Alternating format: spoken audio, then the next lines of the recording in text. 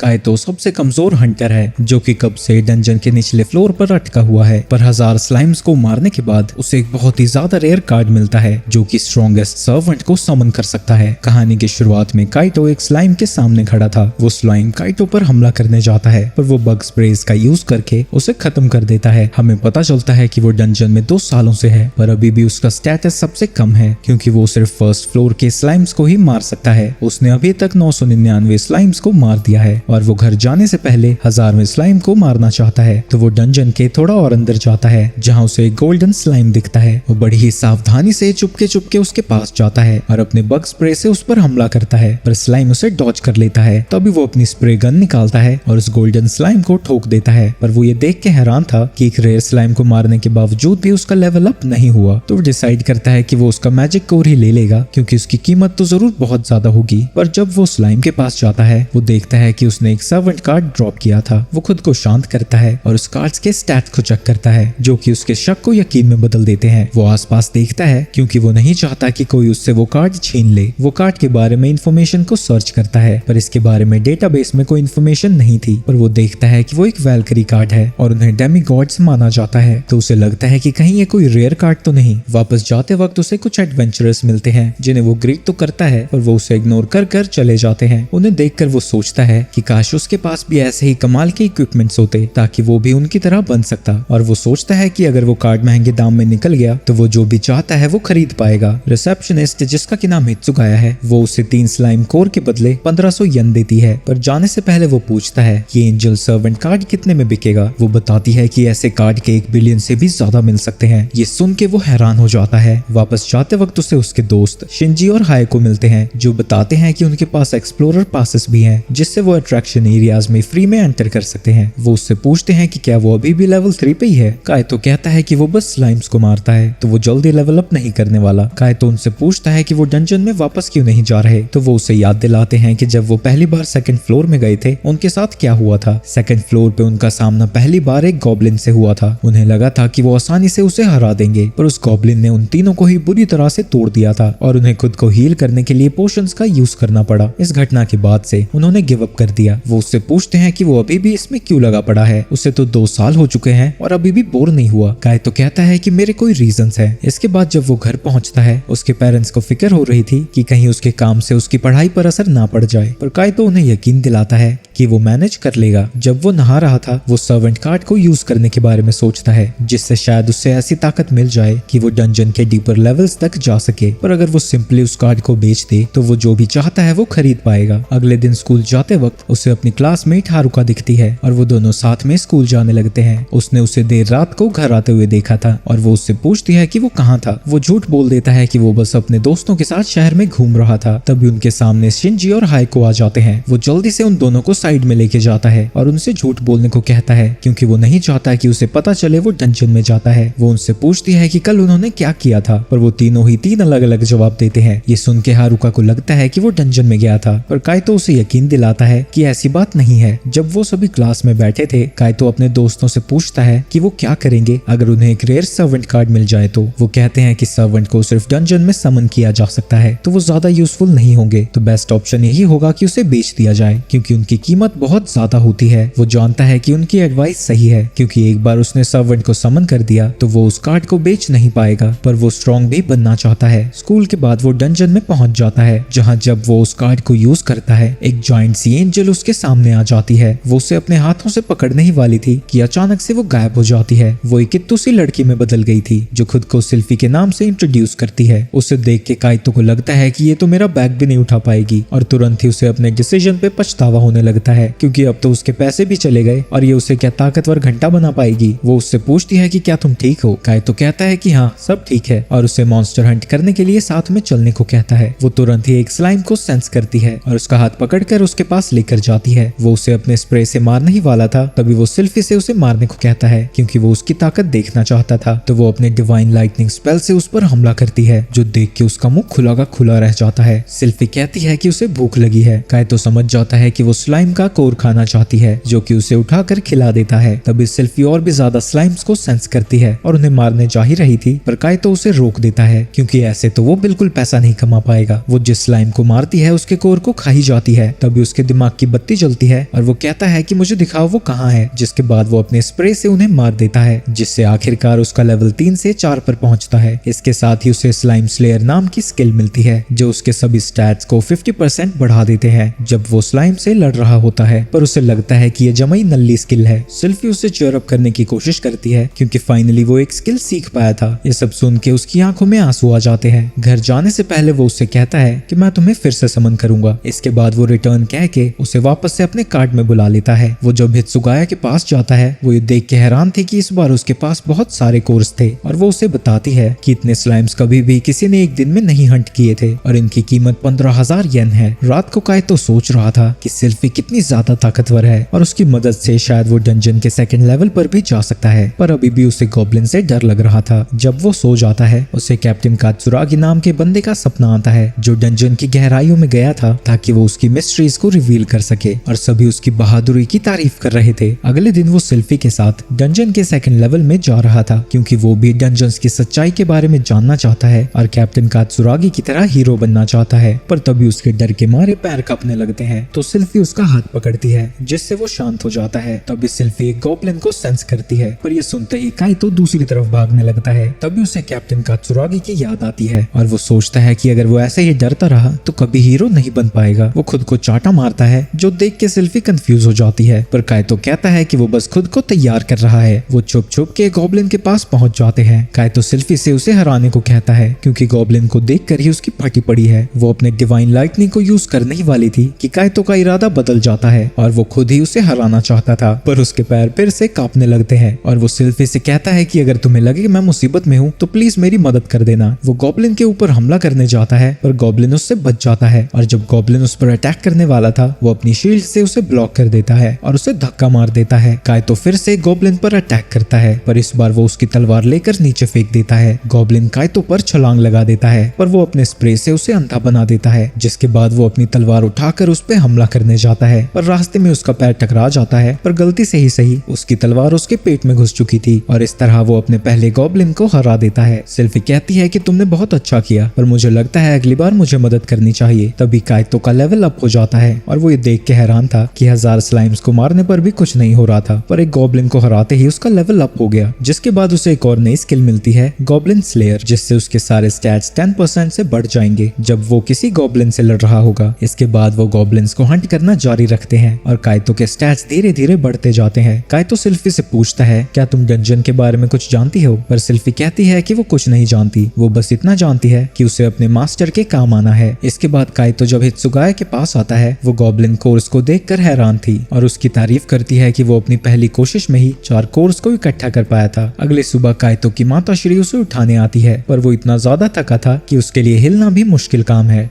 School जाते वक्त उसे हारुका मिलती है और उसकी इतनी बुरी हालत देखकर वो पूछती है तुम डंजन में गए थे ना। काइतो कहता है नहीं तो, वो तो मैं बॉडी वगैरह बनाने के लिए जिम जाने लगा हूँ और इसलिए मेरे पूरे शरीर में दर्द हो रहा है। ये सुन के हारुका स्माइल करती है और कहती है कि मुझे नहीं लगता कि तुम्हारे चेहरे पर मस्कुलर बॉडी सूट करेगी। स्कूल में वो अपने दोस्तों को बता रहा था कि अब वो गॉब्लिन को भी मारने लगा है। ये सुन के उसके दोनों दोस्त हैरान हो जाते हैं। इसके बाद काइतो और सिल्फी फिर से डंजन में जाते हैं जहाँ वो काफी सारे गॉब्लिन्स को हंट करते हैं और बड़ी जल्दी लेवल 10 तक पहुंच जाता है और उसके स्टैट्स भी काफी ज्यादा बढ़ चुके थे। उसे गॉड ब्लेसिंग नाम की एक नई स्किल मिलती है। ये देख के काइतो खुशी से उछल जाता है और फिर सिल्फी के आगे माथा टेकने लगता है क्योंकि ये सब उसी की बदौलत हुआ था। वो जाके उसका हाथ पकड़ता है और कहता है कि मैं बहुत ज्यादा खुश हूँ कि मुझे तुम जैसा एक सर्वेंट मिला। सिल्फी भी कहती है कि मास्टर अगर आप खुश हैं तो मैं भी खुश हूँ। वो बात कर ही रहे थे कि तभी वहाँ पे एक स्केलेटन आ जाता है पर वो स्केलेटन थोड़ा अलग था। उसकी बॉडी ग्लो कर रही थी, इसका मतलब वो एक रेयर मॉन्स्टर है। सिल्फी उनके बीच में बैरियर बना देती है जिसे वो स्केलेटन तोड़ नहीं पाता, पर काइतो उस पर हमला कर सकता था पर उसके हमले से स्केलेटन का कुछ नहीं बिगड़ता। ये देख के सिल्फी उस पर अपना डिवाइन लाइटनिंग यूज करती है और उसे मार गिराती है, पर वो स्केलेटन बस एक कोड ड्रॉप करता है जो देख के वो थोड़ा मायूस हो जाता है क्योंकि उसे लगा था कि उससे उसे कोई रेयर आइटम भी मिल जाएगी। तब सिल्फी कहती है कि उसे भूख लगी है। काइतो देखता है कि उस कोर का कलर रेड है यानी वो रेयर हो सकता है, पर फिर भी वो उसे खिला देता है। सिल्फी उसे खा के खुश हो जाती है और कहती है ये नॉर्मल माना कोर से बड़ा टेस्टी है। इसके बाद वो हिस्तोगाया के पास जाता है और उससे पूछता है कि रेड माना कोर की कीमत क्या मिल सकती है। वो बताती है कि एक रेड कोर की कीमत 2 मिलियन तक मिल सकती है। ये सुन के काइतो को सदमा लग जाता है। रात को जब वो सोने जाता है वो अब भी उसी चीज का दुख मना रहा था, पर फिर वो सोचता है कि वो इतना सब कुछ सेल्फी की मदद से ही कर पाया था, तो रेड माना कोर खाना तो वो डिजर्व करती ही है। जिसके बाद वो सोच में पड़ जाता है कि क्या उसे 3rd फ्लोर पे जाना चाहिए या फिर नहीं। अगले दिन वो सेल्फी से कह रहा था कि इस बार वो अकेला ही डंजन में जाएगा और सेल्फी को वहीं पीछे रुककर उसका वेट करने को कहता है। लेकिन ये सुनकर सेल्फी सदमे में आ जाती है और घबराकर पूछने लगती है कि मास्टर क्या मैंने कुछ गलत कर दिया? अगर मैंने गलती की भी है तो प्लीज मुझे माफ कर दो। काइतो कहता है शांत हो जा बहन, ऐसा कुछ भी नहीं है। असल में मैं 3rd फ्लोर पे जाने की सोच रहा हूँ, पर अगर मैं सिर्फ तुम्हारे साथ जाता रहा तो मैं कभी खुद लड़ना नहीं सीख पाऊंगा, तो इसीलिए मैं खुद को इम्प्रूव करना चाहता हूँ। तुमने मेरी बहुत ज्यादा मदद की है और इसके लिए मैं तुम्हारा शुक्रगुजार हूँ। आगे वो उससे कहता है कि वो उसे एक सर्वेंट की तरह नहीं मानता बल्कि अपनी बहन की तरह मानता है। सेल्फी भी कहती है कि वो बहुत खुश है कि उसे काइतो जैसा मास्टर मिला है। तभी उनके सामने एक गॉब्लिन आ जाता है जिससे काइतो अकेला ही लड़ने चला जाता है, पर उस गॉब्लिन ने भी उसकी बहुत बुरी तरह से पिटाई कर दी और खुद को ठीक करने के लिए वो हित्सुगाया से हीलिंग पोशन खरीदता है। पर वो हीलिंग पोशन बहुत महंगा था और वो घर आकर सोच रहा था कि उसे खुद के लिए न्यू गियर्स और इक्विपमेंट्स खरीदने होंगे। जिसके बाद वो फिर से डंजन के 1st फ्लोर में जाता है जहाँ वो बग स्प्रे से स्लाइम्स को मार रहा था। जब ये बात उसके दोस्तों को पता लगती है वो कहते हैं कि तुम फिर से स्लाइम्स को मारने लगे। काइतो कहता है हाँ मैं उससे कुछ तभी पीछे से वहाँ हारुका आ जाती है और वो उनसे पूछती है तुम स्लाइम के बारे में बात कर रहे हो? काइतो घबराया हुआ कहता है नहीं स्लाइम नहीं, स्लाइस की बात कर रहे हैं हम, ब्रेड के स्लाइसेस की। हारुका उसकी इस बात पर भी यकीन कर लेती है और वहाँ से चली जाती है। इसके बाद हम देखते हैं कि उसने बहुत सारे कोर्स को इकट्ठा कर लिया था और अब वो इक्विपमेंट्स को बाय करने जा ही रहा था, पर तभी सेल्फी कुछ सेंस करती है। वहाँ जाने पर वो एक सिल्वर कलर का स्लाइम देखते हैं। काइतो सीधा उसके ऊपर अपनी गन स्प्रे से हमला करता है, पर वो उससे बचकर भागने लगता है, तो सेल्फी को अपने डिवाइन लाइटनिंग का उस पर यूज करना पड़ता है। उसके मरने के बाद काइतो को एक और सर्वेंट कार्ड मिलता है और काइतो देखता है कि वो एक डेविल कार्ड है। काइतो सोच में पड़ जाता है कि क्या एक डेविल को समन करना सेफ होगा, पर फिर वो सोचता है जो होगा देखी जाएगी और डेविल को समन करने लगता है और कुछ देर में ही उनके सामने एक भयंकर सी आग से बनी हुई डेविल आ जाती है। थोड़ी देर में वो भी गायब हो जाती है और जब वो सामने देखता है वो इतनी सी डेविल बन चुकी थी। देख के वो डिसअपॉइंटेड हो जाता है क्योंकि वो सर्वेंट कार्ड जैसी तो बिल्कुल भी नहीं लग रही। वहीं वो डेविल कहती है मुझे नहीं लगता कि तुम्हारी औकात है मेरा मास्टर बनने की। वहीं सेल्फी उससे डर रही थी और काइतो के पीछे छुप जाती है। वो डरे डरे ही कहती है कि तुम्हें हमारे मास्टर को रिस्पेक्ट करनी चाहिए, पर लुसीरिया कहती है कि वो सच में उसे बुरा कहना नहीं चाहती, वो तो बस एक डेविल की तरह बिहेव कर रही है। लूसी कहती है कि उसे भूख लगी है, पर काइतो कहता है कुछ कर तो ले बहन।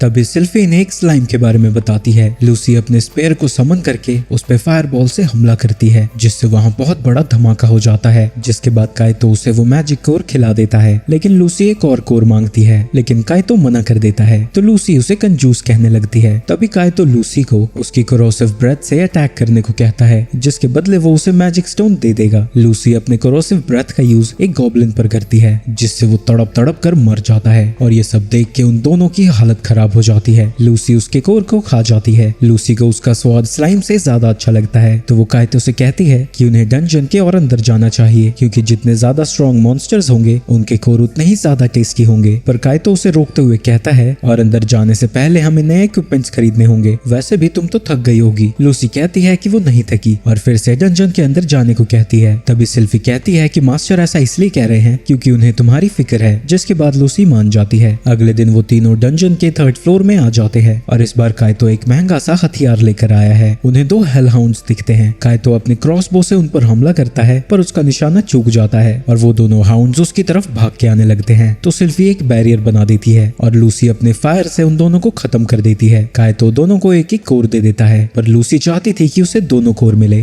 क्योंकि उसी ने दोनों हेल हाउंड्स को हराया था, पर काइतो मना कर देता है और कहता है कि जब तुम और मॉन्स्टर्स को हराओगी तब मैं तुम्हें और दे दूंगा। लूसी उसे धमकी देती है कि अगर तुम झूठ बोल रहे होगे तो मैं तुम्हें सीधा नर्क में भेज दूंगी। इसके बाद 2 बोर्स उन पर हमला करने आ रहे थे। लूसी उन दोनों को मारने की कोशिश करती है, पर एक बचकर वहां से आगे आ जाता है, तो काइतो अपनी बो से उस पर हमला करता है जो कि उसकी आंख पे लग जाता है, पर इसके बाद भी वो उनकी तरफ आ ही रहा था। काइतो डर के मारे नीचे गिर जाता है। सिल्फी उसकी मदद करने वाली थी, लेकिन तभी काइतो एक और एरो शूट करता है जो कि उसके सर में लगती है और वो मर जाता है। सिल्फी उसकी तारीफ करती है, पर लूसी कहती है कि तुम्हारी तो इतनी फट गई कि तुम गिर गए, तो काइतो बोलता है ऐसा कुछ नहीं है, वो मेरा पैर फंस गया था। वापस जाते वक्त काइतो सोच रहा था कि इस बार वो जरा भी पैसे नहीं बना पाया क्योंकि लूसी बार बार और कोर्स को मांगती ही रहती थी। वो कुछ लड़कियों को बात करता हुआ सुनता है कि वो कैसे पार्टी बनाने के बाद 6th फ्लोर तक जा चुकी हैं और वो सोचता है कि क्या वो सिल्फी और लूसी के साथ वहां तक पहुंच पाएगा। स्कूल में उसके दोस्त पूछते हैं कि तुम इतने खुश क्यों हो, यहाँ हमारी यूनिवर्सिटी चूज करने के चक्कर में फटी पड़ी है और तुम्हें देख के तो लगता है कि तुम्हें कुछ नहीं पड़ी। हारुका उनकी बातें सुन लेती है और काइतो से पूछती है कि वो किस यूनिवर्सिटी में जाना चाहता है, पर काइतो ने तो कुछ रिसर्च ही नहीं की थी। तो वो कहता है कि जिस यूनिवर्सिटी में भी तुम जाओगी मैं भी उसी में आ जाऊंगा। इसके बाद वो तीनों डंजन में मॉन्स्टर्स हंट कर रहे थे, पर जब लूसी सारे कोर्स को खा जाती है सिल्फी का मुंह उतरा हुआ था। काइतो उससे पूछता है कि क्या हुआ, पर सिल्फी कहती है कि कुछ भी नहीं। घर में काइतो एक मूवी देखता है जिसे देख के उसे लगने लगता है कि सिल्फी और लूसी एक दूसरे से लड़ने वाले हैं और उन्हें रोकने के लिए उसे कुछ करना पड़ेगा। अगले दिन हारुका समझ जाती है कि वो रात भर सोया नहीं था और उससे उसकी प्रॉब्लम के बारे में पूछती है। अब क्योंकि वो असली प्रॉब्लम नहीं बता सकता था तो वो बताता है कि उसका एक दोस्त है जिसके 2 फीमेल फ्रेंड्स हैं जिनकी पर्सनालिटी बिल्कुल ऑपोजिट है और ऐसा लगता है कि जैसे नाइस वाली दूसरी को पसंद नहीं करती। वो हारुका से एडवाइस मांगता है कि उसे क्या करना चाहिए। वो उसे बताती है कि उसे नाइस वाले से पूछना चाहिए कि उसे कैसा लगता है। डंजन में काइतो सिल्फी को समन करता है और उससे पूछता है कि क्या वो लूसी से नफरत करती है। सिल्फी कहती है कि पहले वो उससे डरती थी पर धीरे धीरे वो उसे पसंद करने लगी है, पर काइतो को लगता है कि वो कुछ छुपा रही है। वो उससे कहता है कि तुम मेरे लिए इम्पोर्टेंट हो और मैं चाहता हूँ कि जो भी तुम महसूस करती हो मुझे बताओ। सिल्फी कहती है कि वो लूसीरिया को ज्यादा कोर्स देने लगा है और साथ ही वो उससे बात भी कम करता है। काइतो समझ जाता है कि वो जेलस फील कर रही है और उससे प्रॉमिस करता है कि वो उन सभी चीजों को सुधार लेगा। इसके बाद वो डंजन में वो सिल्फी की ज्यादा तारीफ कर रहा था, पर इससे लूसी जेलस फील करने लगती है और कहती है कि मेरी भी तारीफ करो। इसके बाद सिल्फी एक बोर मॉन्स्टर को मारती है जिससे वो लेवल अप हो जाती है और इसके बाद सिल्फी 3 हेलहाउंड्स को एक ही हमले से हरा देती है और उसका बैरियर मैजिक भी पहले से काफी ज्यादा ताकतवर है। लूसी उस बोर को मारने ही वाली थी पर काइतो कहता है कि वो उसे हराना चाहता है और वो उस पे एरो शूट करके उसे हरा देता है। वो सिल्फी को 2 कोर्स देता है और लूसी को कुछ भी नहीं क्योंकि उसने कुछ किया ही नहीं था, पर सिल्फी उससे और कोर्स मांगती है क्योंकि वो अभी भी भूखी थी। वापस जाते वक्त वो कह रहा था कि लेवल अप होने के साथ साथ उसकी भूख भी ज्यादा बढ़ चुकी है और जब वो हित्सुगाया के पास पहुंचता है वो भी कहती है कि तुम धीरे धीरे कम कोर्स लाने लगे हो। इसके बाद वो वापस से 1st फ्लोर में स्लाइम्स को हंट करने लगता है। लूसी उसकी मदद करना चाहती है पर काइतो मना कर देता है क्योंकि अगर उन्होंने उसकी मदद की तो उसके पास बेचने के लिए कोर्स ही नहीं बचेंगे। लूसी कहती है कि अगर तुमने हमें यूज ही नहीं करना था तो हमें समन क्यों किया, पर सिल्फी कहती है कि हम यहाँ उन्हें सपोर्ट करने के लिए आए हैं। काइतो भी कहता है तुमने सही कहा, तुम दोनों के सपोर्ट की वजह से ही मुझ में हिम्मत आती है। हित्सुगाया ये देख के हैरान थी कि वो फिर से स्लाइम कोर्स लाने लगा है क्योंकि उसे लगा था कि अब तो वो 4th लेवल पे जाएगा, पर वो जानता है कि 4th फ्लोर के लिए उसके इक्विपमेंट्स बहुत कमजोर हैं। तो वो आर्मर और वेपन्स ऑनलाइन सर्च करता है, पर जब उसे एक सूट पसंद आता है वो कुछ ज्यादा ही महंगा था। अगले दिन उन्हें एक स्पेशल स्लाइम दिखता है और काइतो उनसे कहता है कि चाहे कुछ भी हो जाए हमें उसे हराना ही होगा। तो सिल्फी और लूसी दोनों ही अपने हमलों से उस स्लाइम को खत्म कर देते हैं। काइतो को लगा था कि उसे एक और सर्वेंट कार्ड मिलेगा, पर वहाँ तो एक मैजिक ऑर्ब था, पर ये भी देख के वो खुश हो गया था क्योंकि इसकी मदद से वो अपने जादूगर बनने के सपने को सच कर सकता है। वो उस ऑर्ब को तोड़ देता है जिससे उसे एक वाटर स्पेल मिल जाती है जिसे कि वो एक हेलहाउंड पे टेस्ट करना चाहता है। वो सिल्फी को बैरियर क्रिएट करने को कहता है और लूसी से कहता है कि अगर कुछ गड़बड़ हो तो बीच में आ जाना। वो अपने मैजिक से वाटर बॉल बना देता है जो कि सीधा जाके हेलहाउंड को लगता है, पर उससे हेलहाउंड को कुछ भी नहीं होता। इसके बाद जब वो उन पर हमला करने जाता है लूसी उसे हरा देती है। वहीं काइतो दुखी हो जाता है क्योंकि उसका नया स्पेल इतना कमजोर जो था और सोचने लगता है इससे अच्छा तो मैंने उसे बेच ही दिया होता।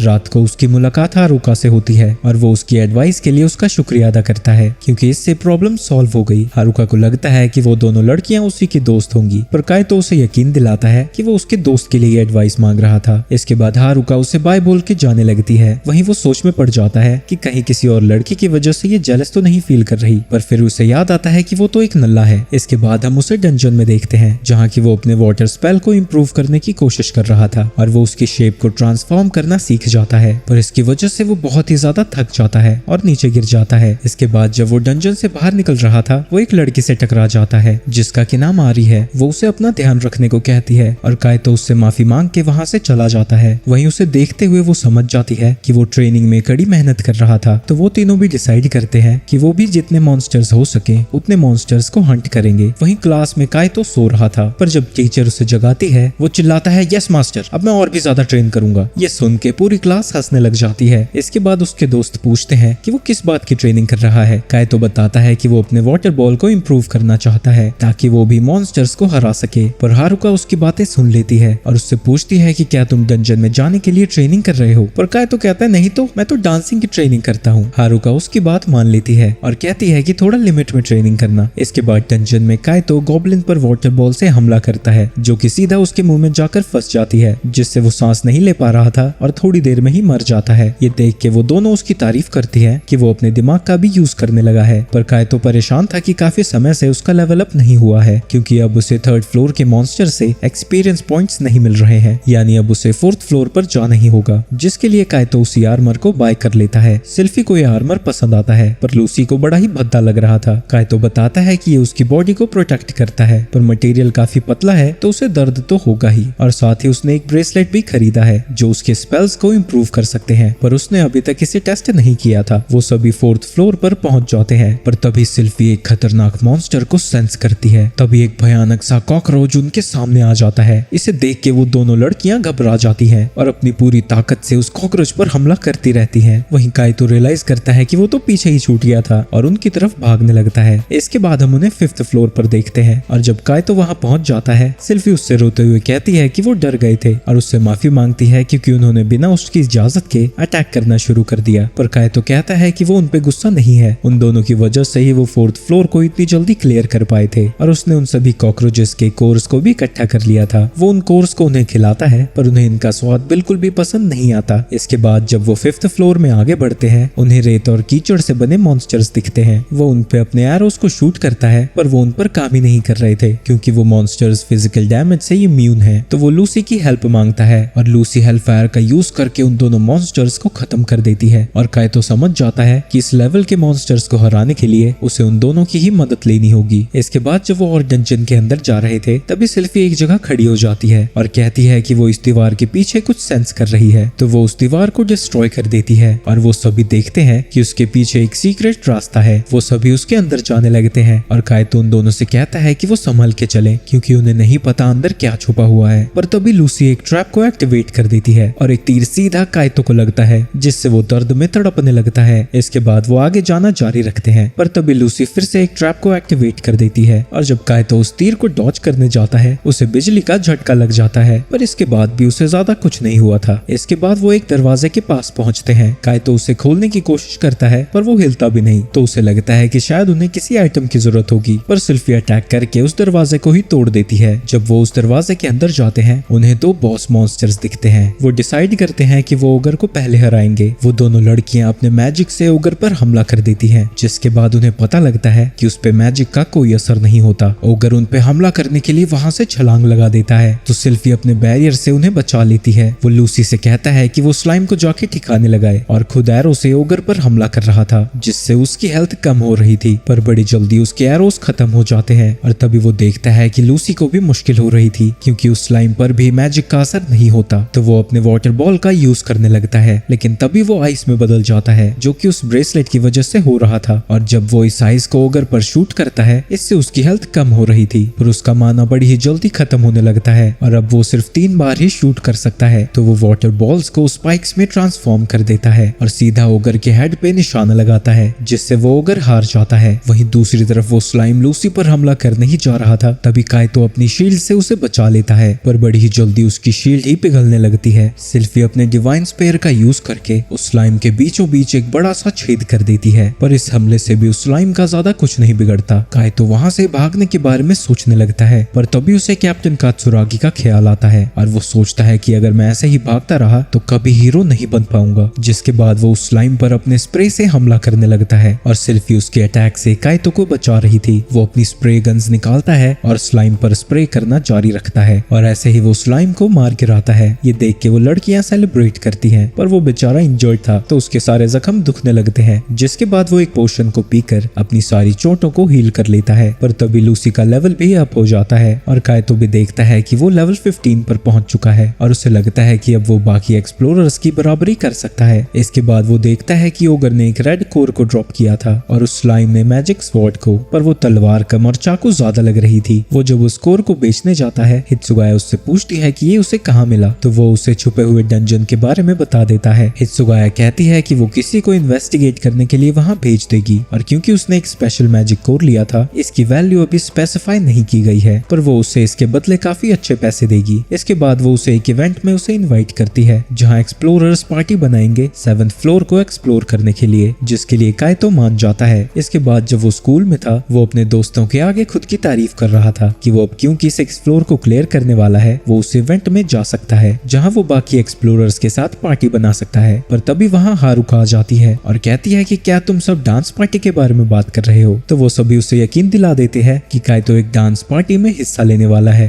तो हारुका कहती है कि वो भी इस पार्टी में जाना चाहती है। इसके बाद काइतो उस इवेंट में पहुंच जाता है जहां वो ढूंढ रहा था कि उसकी पार्टी मेंबर्स हैं कौन। तभी उसके सामने वही 3 लड़कियां आ जाती हैं जो कि एक एक करके अपना नाम बताती हैं और काइतो भी अपना नाम बताता है। वहीं वो तीनों लड़कियां पहचान नहीं पा रही थी कि वो काइतो से पहले मिल चुकी हैं। फ्लैशबैक में हमें पता लगता है कि हारुका कैप्टन कात्सुरागी की बेटी है जो उसे बाहर तक छोड़ने आई थी। वो कहते हैं कि वो घर वापस जल्दी आएंगे और वो साथ में ही डिनर करेंगे। वहीं प्रेजेंट में हारुका उठती है और घर से बाहर जाने के बाद सोच रही थी कि कहीं काइतो फिर से ट्रेनिंग तो नहीं कर रहा। इवेंट के लिए सभी एक्सप्लोरर्स लाइन में खड़े थे और काइतो का ग्रुप ट्रांसफर गेट से सीधा 6th फ्लोर पर पहुंच जाते हैं। रास्ते में उन्हें एक आदमी बताता है कि आज का इवेंट 3 घंटे तक चलने वाला है। वहाँ उन्हें एक कन्वीनियंस स्टोर भी मिलता है जहाँ से वो सारी जरूरत की चीजें खरीद लेते हैं। काइतो देखता है कि उन सभी के पास तो इतना भयंकर बैग भी नहीं है, तो वो अपना सामान कैसे रखते हैं। तो वो दिखाती है कि वो उन सभी के पास मैजिक बैग्स हैं। उसे यकीन नहीं होता कि उन तीनों के पास वो बैग्स हैं क्योंकि वो काफी महंगे होते हैं। तब जाके काइतो को पता लगता है कि वो खानदानी अमीर लोग हैं। इसके बाद वो सभी 7th फ्लोर पर पहुंच जाते हैं जहाँ मीका उन्हें बताती है कि ये फ्लोर गोलम से भरा हुआ है। उन्हें सामने कस्टोडियंस दिखते हैं जो कि उन्हें इवेंट के लिए गुड लक बोलकर वहाँ से चले जाते हैं। हिकारी बताती है कि कस्टोडियंस डंजन्स को साफ रखते हैं। इसके बाद काइतो उन सभी को बताता है कि उसका लेवल 16 है और उन सभी से पूछता है कि उनका लेवल क्या है। आरी बताती है कि उसका लेवल 18 है। वहीं बाकी दोनों अभी भी 15th लेवल पे हैं। तभी उनके सामने एक स्टोन गोलम आ जाता है और आरी उससे लड़ने पहुंच जाती है जो कि एक हमले से ही उसे खत्म कर देती है। ये देख के काइतो हैरान हो ही रहा था, पर तभी वहाँ एक ब्रॉन्ज गोलम आ जाता है। तो हिकारी अर्थ वेव स्पेल का यूज करके उस गोलम को एक जगह जकड़ देती है। जिसके बाद मीका अपने सर्वेंट को समन करती है जो जाके उस गोलम पर हमला करने लगता है। इसके बाद हिकारी फायरबॉल स्पेल का यूज करके उस गोलम को पिघला देती है।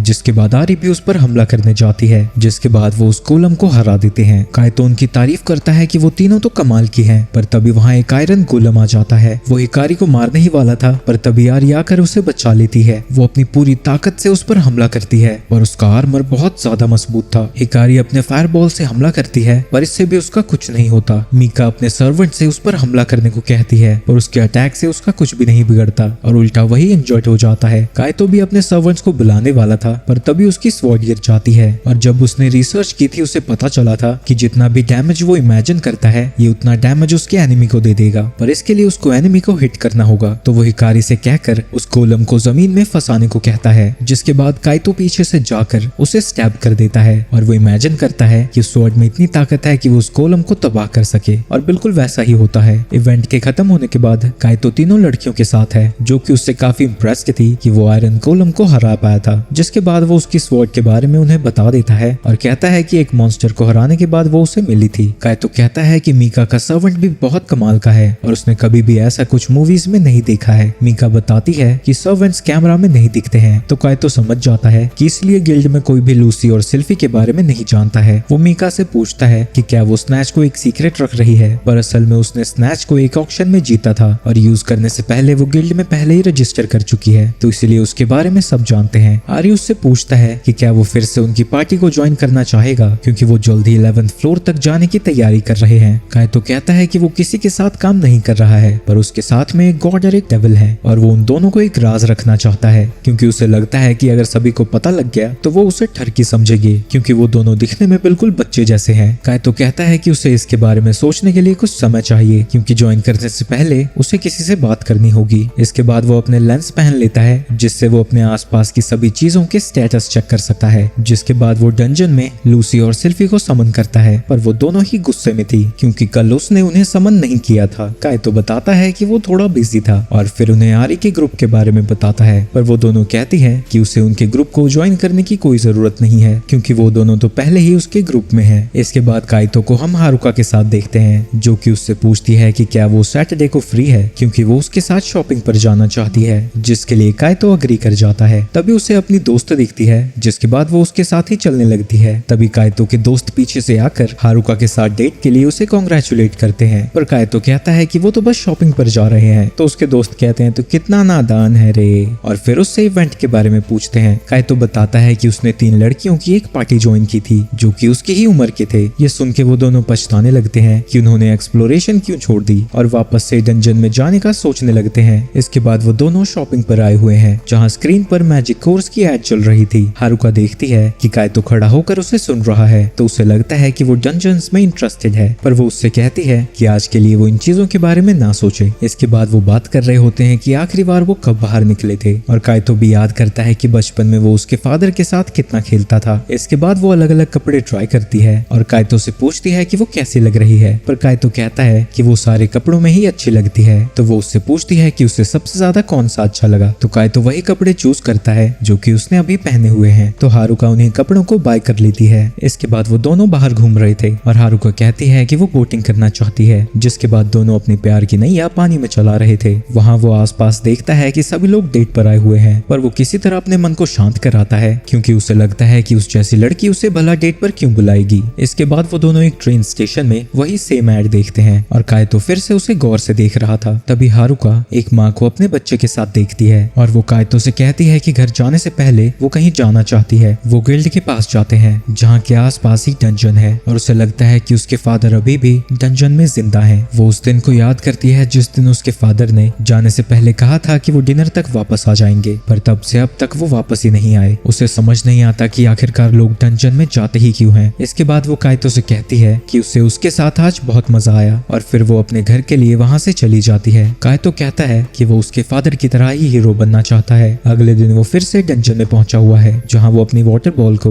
उस ब्लेड से कंबाइन करता है और एक आइस से बनी हुई ब्लेड बना देता है, जिसकी मदद से वो एक गोलम को भी हरा देता है। सिल्फी को लगता है कि ये बहुत कमाल का है, पर लूसी कहती है कि ये बस उन लौंडियों को इम्प्रेस करने के लिए कर रहा है। सिल्फी उससे पूछती है कि क्या वो सच में उनकी पार्टी को ज्वाइन करने वाला है, क्या वो उनके साथ खुश नहीं है। वहीं लूसी भी भड़क जाती है क्योंकि वो आजकल उन्हें कोर्स भी कम खिला रहा है। तो काइतो प्रॉमिस करता है कि वो उनके ग्रुप को ज्वाइन नहीं करेगा, पर सिल्फी अपना मन बदल लेती है और उससे पूछती है कि आखिरकार वो उनको ज्वाइन क्यों करना चाहता है। काइतो कहता है कि वो दोनों कुछ ज्यादा ही स्ट्रॉन्ग है, इसलिए वो दूसरी पार्टी को ज्वाइन करना चाहता है ताकि वो खुद की स्किल को लेवल अप कर सके। सिल्फी तारीफ करती है कि वो खुद भी मेहनत करना चाहता है और काइतो बताता है कि वो उनकी पार्टी को सिर्फ वीकेंड्स पर ही ज्वाइन करेगा। वहीं घर आने के बाद आरी को कॉल करने से पहले वो नर्वस हो रहा था, पर तभी उसे हारुका का कॉल आ जाता है, जिसके बाद वो अपने दोस्त शिंजी का बहाना बनाता है और कहता है कि वो किसी लड़की को कॉल करने से पहले नर्वस हो रहा है, तो क्या वो कोई तरीका जानती है जिससे वो नर्वस ना फील करे। तो हारुका उसे बताती है कि बचपन में वो स्टेज पर परफॉर्म करने जा रही थी पर काफी नर्वस थी, तो उसके फादर ने बस उसको स्माइल करने को कहा था, जिससे उसकी घबराहट कम हो गई थी। काइतो ये ट्राई करता है, लगता है ये काम कर जाएगा। ये सुन के हारुका समझ जाती है कि वो एडवाइस खुद के लिए मांग रहा था और गुड नाइट बोलकर फोन काट देती है। और उसने फोन उसे इसलिए किया था क्योंकि वो उसे डेट पर बुलाना चाहती थी, पर एक और लड़की की बात सुनकर वो जेलस फील करने लगी है। वहीं दूसरी तरफ आरी ट्रेन कर रही थी, तभी उसे काइतो का फोन आता है और काइतो कहता है कि वो उनकी पार्टी को ज्वाइन कर सकता है, पर सिर्फ वीकेंड्स पर। आरी कहती है कि ये तो बिल्कुल ठीक है क्योंकि वो तो वैसे भी पूरे हफ्ते स्कूल जाते हैं और डंजन में सिर्फ वीकेंड्स में ही जाते हैं। अगले सीन में वो सभी डंजन में पहुंचे हुए थे, जहां काइतो हिकारी को अर्थ वेव यूज करने को कहता है और मीका को कहता है कि वो स्नैच को समन करे और गोलम्स का ध्यान भटकाए। वो अपनी आइस वॉर्ड का यूज करके 2 गोलम्स को ठिकाने लगा देता है और वो लड़कियां बाकी के गोलम्स को मार गिराती हैं। वो उसकी नई स्किल की तारीफ करती हैं और आरी कहती है कि उसके इंस्ट्रक्शंस भी काफी क्लियर थे और ऐसा बिल्कुल नहीं लगता कि वो अकेले एक्सप्लोरेशन पे जाता है। तभी उसके पेट से गुड़गुड़ आवाज आती है, तो वो सभी लंच के लिए रुक जाते हैं और काइतो के लिए उनका लंच कुछ ज्यादा ही फैंसी है। अगले दिन वो सभी 8वें फ्लोर में जाने का डिसाइड करते हैं और काइतो ने लाइफ जैकेट पहना हुआ था। आरी पूछती है कि क्या तुम्हें तैरना नहीं आता। काइतो कहता है कि 8th फ्लोर पर वाटर बेस्ड मॉन्स्टर्स भी हैं और कई एरियाज हैं जो कि पानी में डूबे हुए हैं, तो वो बस अपनी पूरी तैयारी करके आया है और बताता है कि उस जैकेट में मैजिक रेजिस्टेंस भी है। वो सभी स्नैच को फॉलो करने लगते हैं और वो सामने एक मॉन्स्टर को डिटेक्ट करता है। तभी वहाँ एक मॉन्स्टर बाहर आ जाता है जो काइतो पर अपने मुंह से एसिड फेंक देता है, जिससे उसका जैकेट किसी काम आने से पहले ही खत्म हो जाता है। काइतो उसके अगले अटैक को डॉज करता है और मीका अपने क्रॉसबो से उस मॉन्स्टर को खत्म कर देती है। इसके बाद उन सभी को अलग अलग तरह के वाटर बेस्ड मॉन्स्टर्स दिखते हैं और काइतो को एक स्क्विड पकड़कर फेंक देता है। वो पानी में गिरने के बाद बचाओ बचाओ चिल्लाने लगता है, पर आरी उसे बताती है कि पानी उतना गहरा नहीं है, जिससे बेचारे का मुंह शर्म से लाल हो जाता है और बाकियों को पता लग जाता है कि वो सच में तैर नहीं सकता। इसके बाद वो सभी एक मछलियों के झुंड से लड़ रहे थे, पर उन्हें मारते वक्त काइतो की गन का एमो खत्म हो जाता है, तो वो अपने आइस स्किल से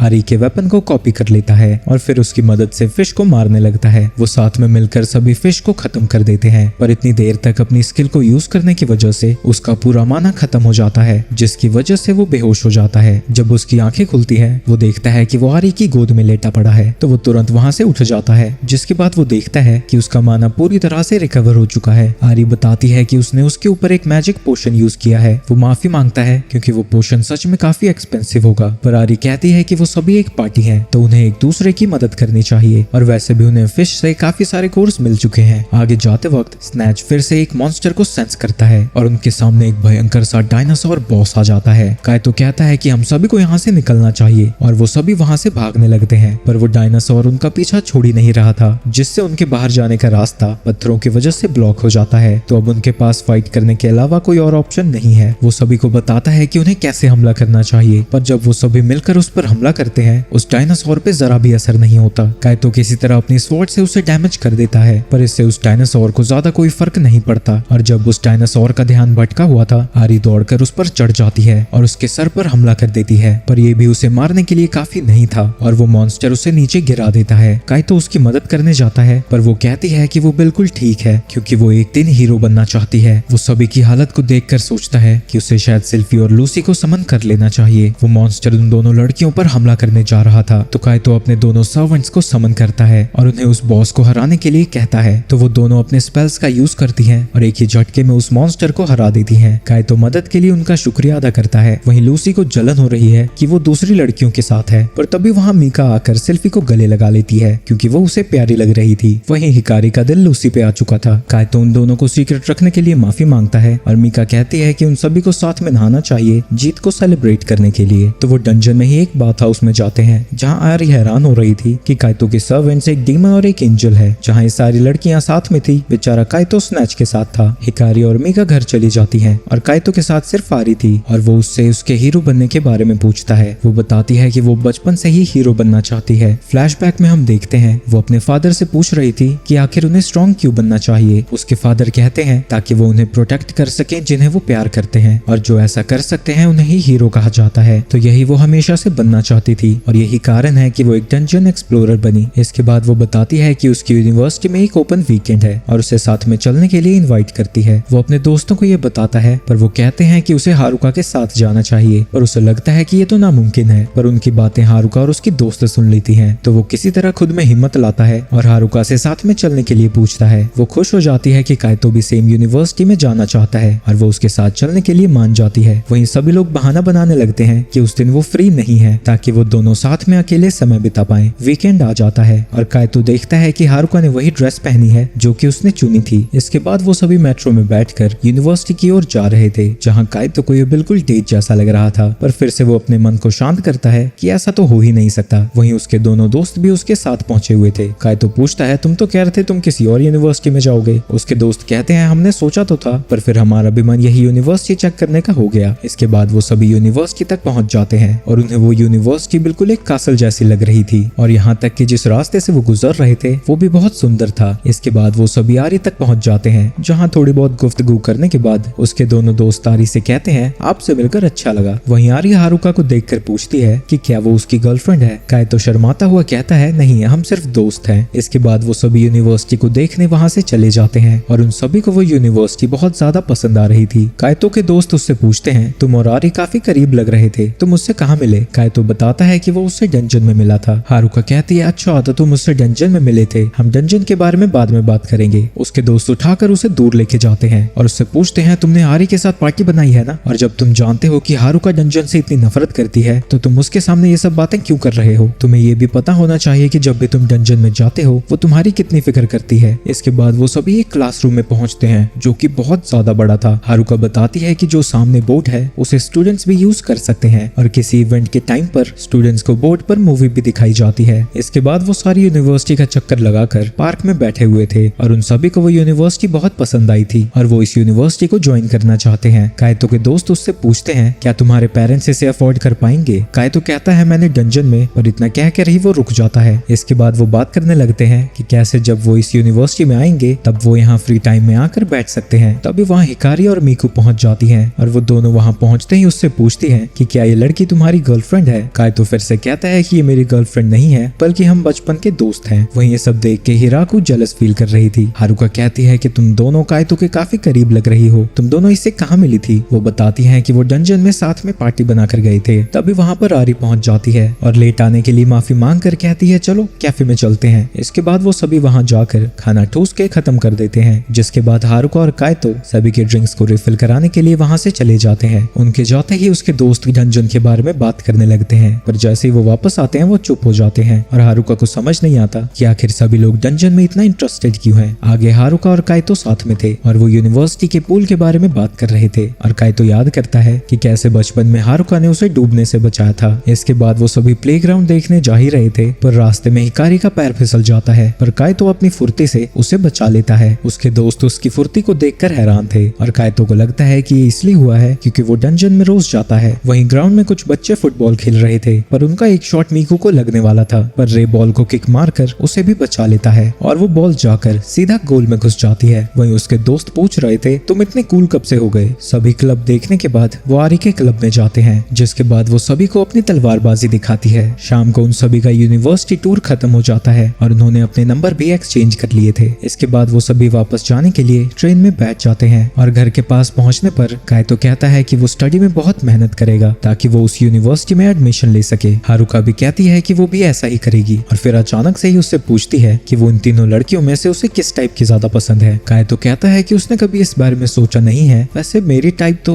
सोचते सोचते वो शर्माने लगता है और उससे कहता है कि काश एक दिन मैं तुम्हें बता सकूं। आगे हारुका कहती है कि तुम अपने दोस्तों और उन तीनों लड़कियों को भी फर्स्ट नेम से बुलाते हो और तुम्हें भी वो सभी काइतो कहकर बुलाते हैं, पर इससे पहले कि वो अपनी बात पूरी करती वो गुड नाइट बोलकर अंदर चली जाती है। जिसे नहीं पता बता दूं, जापान में ज्यादातर लोग सरनेम्स का ही यूज करते हैं और अच्छी जान पहचान होने के बाद ही वो उनके फर्स्ट नेम का यूज करते हैं। वहीं काइतो जब नहा रहा था उसे अभी भी समझ नहीं आया कि वो फर्स्ट नेम के बारे में बात क्यों कर रही थी और वो सोचने लगता है कि आज वो लूसी और सिल्फी को ना निकालने का क्या बहाना लगाएगा।